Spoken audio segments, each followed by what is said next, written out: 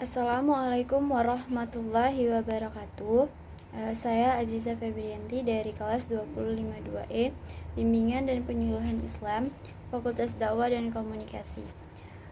Baiklah, di sini saya akan menjelaskan sedikit tugas dari Bapak Haji Hendra Wijaya SAG MPDI. Saya akan menjelaskan tentang teori analisis transaksional.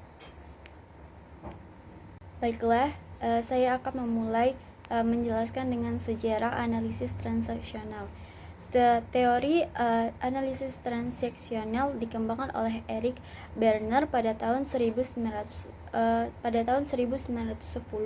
sampai 1970 yang menyelesaikan spesialisasi psikiatri di Yale University. Ketika mengabdi di tentara Amerika Serikat selama tahun 1943 sampai 1946, ia mulai bereksperimen tentang terapi kelompok. Setelah itu, ia memulai praktik psikiatri di Carmel, California. Berdasarkan hasil observasinya terhadap konseli, Berner membuat kesimpulan tentang struktur dan fungsi kepribadian yang bertentangan dengan sebagian besar psikiatris pada pertengahan tahun 1950-an. Baiklah, yang kedua yaitu konsep dasar analisis transaksional. Apa sih konsep dasar analisis transaksional? Teori analisis transaksional memiliki asumsi dasar bahwa perilaku komunikasi seseorang dipengaruhi oleh ego state yang dipilihnya. Setiap tindakan komunikasi dipandang sebagai sebuah transaksi yang di dalamnya turut melibatkan ego state serta sebagai hasil pengalaman dari masa kecil. Setiap orang cenderung memilih salah satu dari 4 kemungkinan posisi hidup.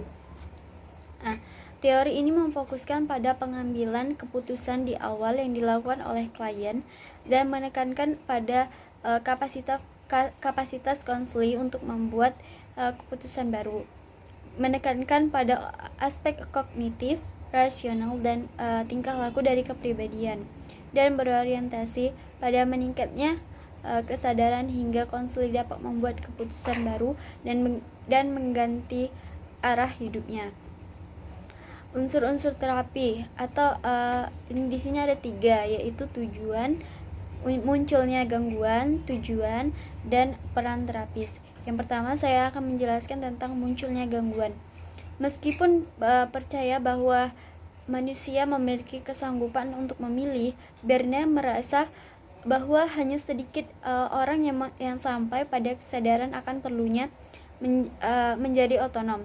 Manusia dilahirkan bebas, tetapi satu hal yang paling penting yang dipelajari adalah berbuat sebagaimana diperintahkan dan dia menghabiskan sisi hidupnya dengan berbuat seperti itu.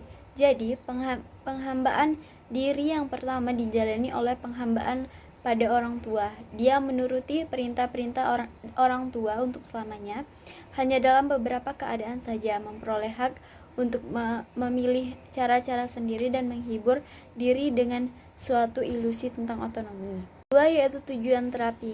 Apa saja sih tujuan dari terapi analisis transaksional ini? Tujuan utama konseli analisis transaksional adalah membantu konseli untuk membuat keputusan baru tentang tingkah laku sekarang dan arah hidupnya. Individu memperoleh kesadaran tentang bagaimana kebebasannya terkekang karena keputusan awal tentang posisi hidup dan belajar untuk menentukan arah hidup yang lebih baik. Tujuan khususnya adalah konselor membantu konseli untuk memprogram pribadinya agar membuat ego states berfungsi pada saat yang tepat. Konseli dibantu untuk menganalisis transaksi dirinya sendiri. Konseli dibantu untuk menjadi bebas dalam berbuat, bermain, menjadi orang yang mandiri dalam memilih apa yang diinginkannya. Konseli dibantu untuk mengkaji keputusan salah yang dibuat dan membuat keputusan baru atas dasar kesadaran. Yang terakhir yaitu peran terapi.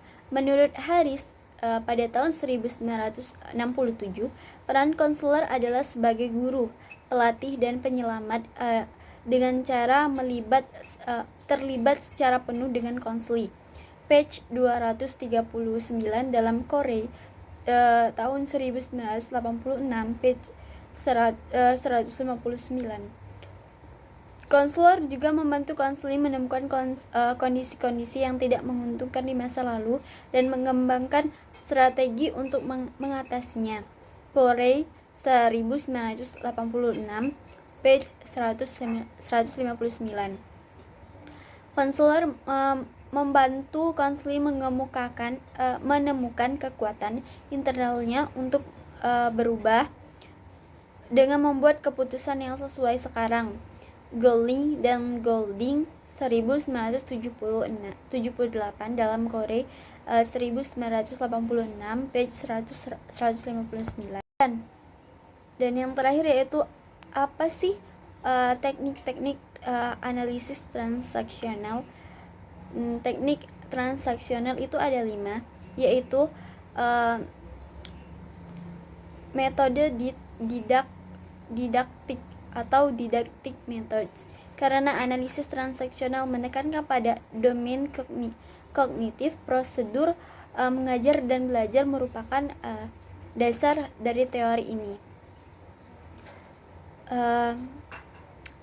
Yang kedua, kursi kosong atau empty chair. Teknik ini merupakan adopsi dari teori Gestalt. Teknik ini biasanya digunakan untuk struktur analisis. Mixnell tahun 1976 mendeskripsikan bahwa teknik yang menggunakan dua kursi ini merupakan cara yang efektif untuk membantu konseli mengatasi konflik masa lalu, menyelesaikan masa lalu dengan orang tua dan atau orang lain pada masa kecil.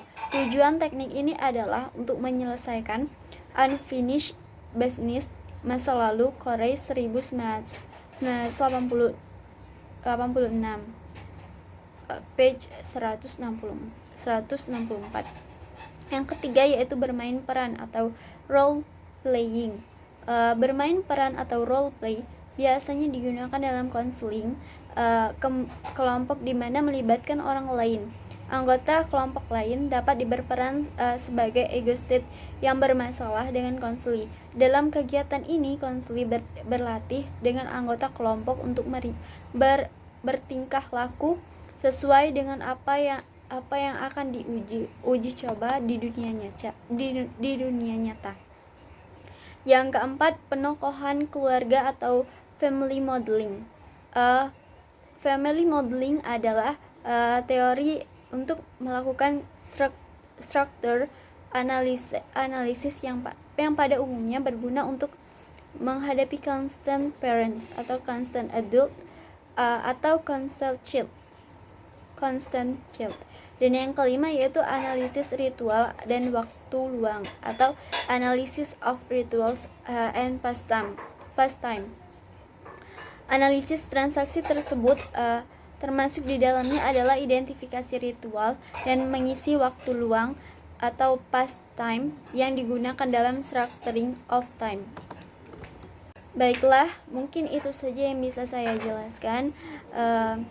Lebih dan kurang saya mohon maaf. Kepada Allah saya mohon ampun. Kepada dosen saya minta maaf jika banyak kekurangan dari PowerPoint, dari cara saya menjelaskan. Saya minta maaf. Sekian. Wassalamualaikum warahmatullahi wabarakatuh. Terima kasih. Thank you for watching.